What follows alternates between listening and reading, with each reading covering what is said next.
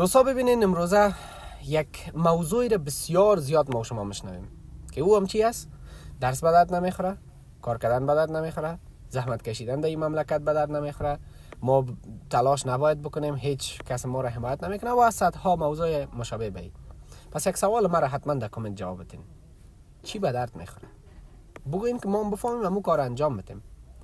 جوانای عزیز، دوستای عزیزم، شما هیچ وقت نگوین که ذهنتان با این مخشوش نسازین که درس به درد نمیخوره و کار کردن به درد نمیخوره. مطمئن باشین اینقدر که درس و کار کردن به درد میخوره، هیچ چیز دیگه بر ما و شما به درد نمیخوره.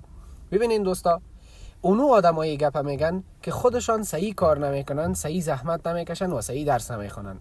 اگر یک آدم صحیح درس بخونه حتما به مقصدی که داره میرسه. اگر یک آدم صحیح از دل و جان کار بکنه، مطمئن باشین که هر چقدر مشکلات باشه، هر چقدر سختی ها و ممانعت ها باشه، حتما به اونمون مقصد و هدف خودش میرسه.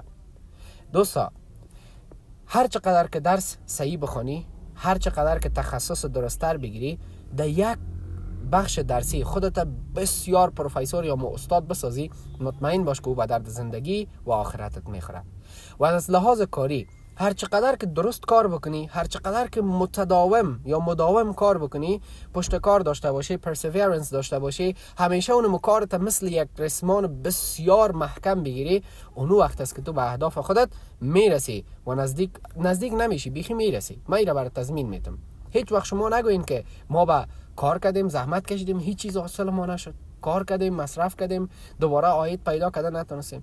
اگر تو تلاش بکنید در یک بخش، مالتی تاسکینگ کار نکنین دوستا، یعنی چند کار یک جای همزمان نگیرین پیش خودتان، سر یک کار زحمت بکشین، او را خوب به اوجش برسانین،